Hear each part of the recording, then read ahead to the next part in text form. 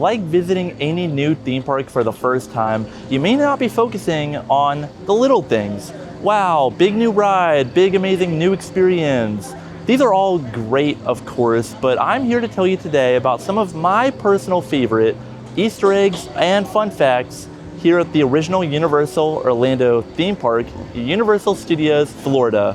So let's head on into the park, dive right in, and go check out some of these amazing facts that you may not know about. Hello everyone, my name is Alex. We do theme park content like this all the time. So if you enjoy what you're seeing, then be sure to, of course, leave a like and subscribe down below.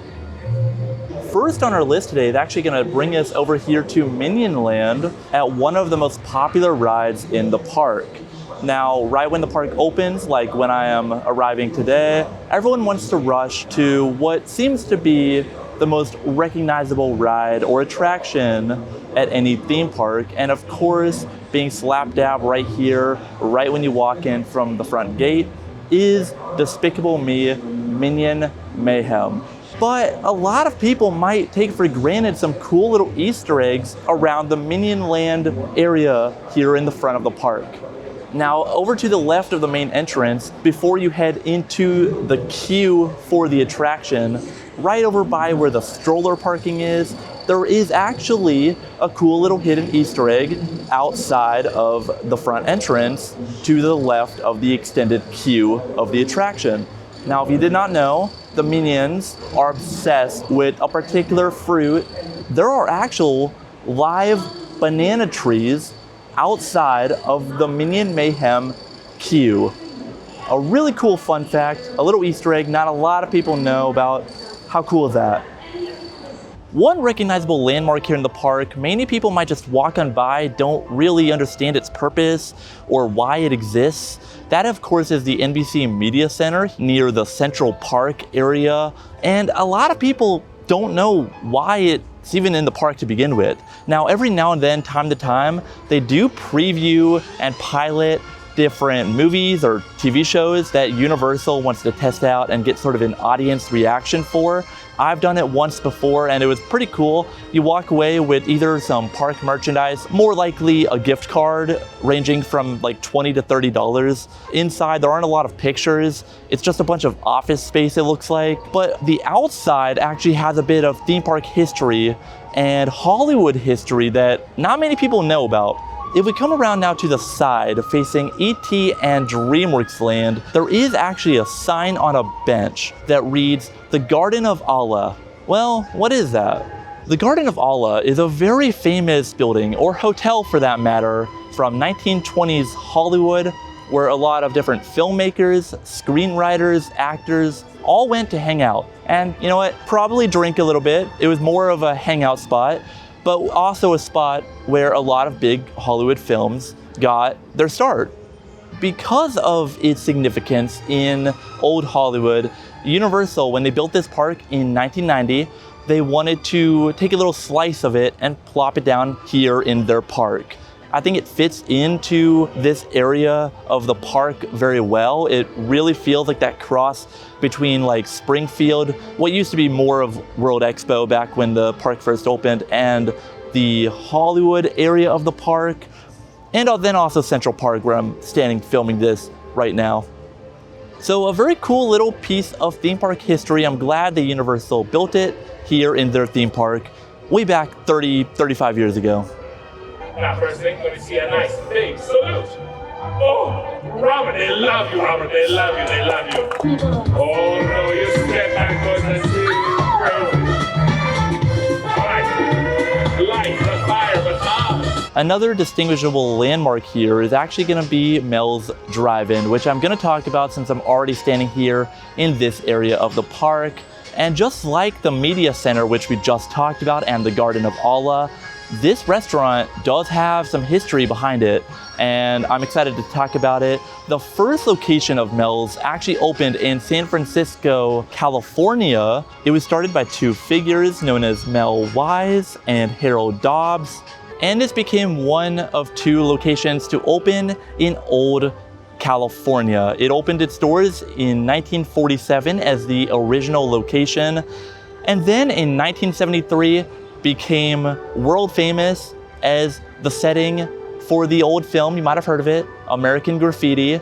Unfortunately, the building and the restaurant was sold and torn down, demolished in 1976, a few short years later. This is very unfortunate. However, it has been engraved into theme park history right here at our lovely Universal Studios. But we have our version here that has been here since opening day. Recently, it did just get a menu upgrade, which is always great to see here at the park. The park's always improving on themselves. Another quick fun fact about Mel's, the original location actually did not have an apostrophe in the name. I guess when they built Universal, they wanted to make it possessive, so they added an apostrophe to Mel's name. A cool little tidbit, a cool little fun fact that I don't think a lot of people know about or talk about here at the park. Just wanted to point it out. As far as kid areas go, DreamWorks Land is definitely up there with being one of my favorites. There is a lot of hidden Easter eggs and references that, I could probably spend all day talking about here today, but I'm not going to. I'm instead gonna just bring up my personal favorite, which is actually right when you walk in the Shrek area over by Harold's Swamp Symphony. Now, these frogs, if you step on the lily pads, the frogs will sing, they'll make different noises kind of as you hop around. A cool little interactive element for the kids. I love interactive elements that are kind of incorporated into the land that are, that can be as subtle as this. Well, there is a hidden joke in there, mainly for the adults. Now, if you remember from the 90s, there is an old Budweiser Super Bowl ad with a bunch of animatronic frogs, and when they ribbit in the commercial, they make out the word Budweiser. Budweiser. Well, Universal kind of made a reference to it, if you will, here at the park. Now, the frogs incorporated into this area of DreamWorks were actually made supposedly by the same company who did the frogs in that commercial. And so, as sort of a little hidden Easter egg, Universal and I suppose that company left a little callback to that old advert years ago. Take a listen.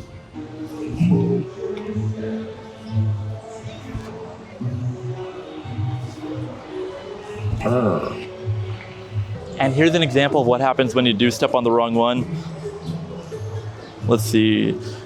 This lily pad looks nice. Very unimpressive.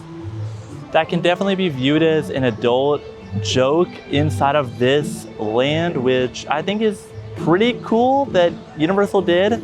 Let me know your opinion on it. This is definitely one of my favorite hidden gems on our list today. At the end of a nearly 16-year run back in 2007, a very popular ride closed here at the park, Back to the Future, to be replaced by The Simpsons. Now, everyone might have their own opinion on whether or not that was a worthy replacement or not. And as a tribute to the movie and the ride, Universal did leave a photo op out for everyone to take their picture with. I saw a lot of families gathering around it just this morning. They do have a replica of the famous DeLorean from the movie, and then also the train from Back to the Future Part 3.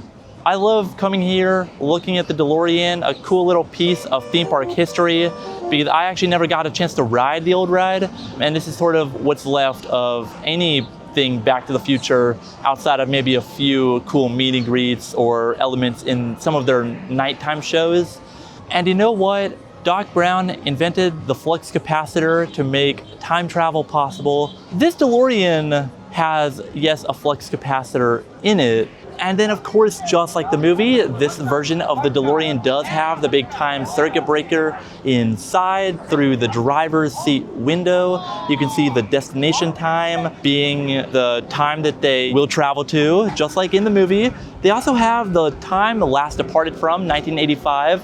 And then if we look, the current time is actually the time that you are currently visiting the park. A cool little fun fact that I think is overlooked. And with my camera's current frame rate, I just couldn't really capture a good photo or video of the inside of the car. You just have to take my word for it and come out and see it for yourself. one area at the park that I feel like I never get the chance to talk about just for how busy it always is at all times, well, we're gonna talk about it today. There's a fun little Easter egg that can be found in the phone booths, which most people come to. They're great for photos. They don't really make actual phone calls, which is okay, it's a theme park. There is a cool Easter egg to the Wizarding World, especially now that we have our very own Ministry of Magic land at Epic Universe. If you go into the phone booth, you can actually call the Ministry of Magic and there's a customizable message. I only had the chance to try it one time. I'm thinking there might be a few different variations of the call when you call a specific number. So basically what you're gonna wanna do is come on into the phone booth and dial a 5-digit number, MAGIC, magic, or 62442. This is going to allow you to speak directly to the Ministry of Magic.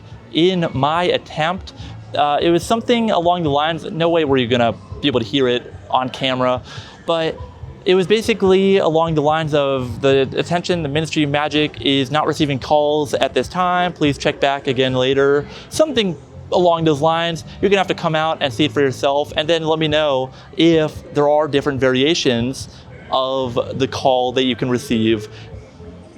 The Loews Portofino Bay Hotel is one of Universal's flagship resorts here, and there is actually a fun callback to it in the San Francisco area of the park. If we come over just to the side off of the Amazing Pictures photo kiosk here, there is a team member only backstage door that actually does read the Portofino Bay Hotel sales office. Now this is obviously just a facade, something to sort of add synergy into the area. You're not actually gonna be able to book your next stay at the hotel here. We did a staycation actually at Portofino last year, and it was phenomenal. We had an amazing time. It is a world-class hotel here in Orlando. I can't recommend it enough. We did a whole video about it. Definitely go check it out if you haven't done so already. And they did want to leave a cool little callback here in the park, which I think is great. Not really many other references to the different hotels found inside of Universal. So I think that is a cool Easter egg that many are gonna overlook when they come to the park and not even bat an eye at it. Keeping it in San Francisco, there is actually a cool reference that I will be bringing up right now. Let me know your opinion on this. It looks like there might be a couple maps next to the steering wheels that look like they resemble Universal Studios Florida and Islands of Adventure. Only 2 of the boats have them. They do look old, like the maps themselves look like they're from the early 2000s. Got those sort of big, bold graphics for some of the rides, it looks like. I had to switch over to my iPhone to see if I could get a better shot, and I still couldn't really do it. This is the best I can do. So if you guys can come out to the park with a better camera than what I've got, capture a photo and then post it on social media and tag us, I will greatly appreciate it, because I do want a closer up image of some of these maps on the boats here on the docks in San Francisco at the park. That would be great. Well, that's our show. Thanks for sticking out, everyone, joining us here for another adventure at the park today. Did you learn something? Did we talk about something that you had no idea about? Let us know. We'd love to hear it in the comments down below. Anyway, guys, thanks for joining us for another adventure out to the park today. We'll see you in the next one. Take care, guys. And of course, as always, be sure to subscribe and like the video. It helps us produce more content like this in the future. Anyway, we're gonna get on out of here. Take care and have a good rest of your time here at beautiful Universal Studios. Bye, guys.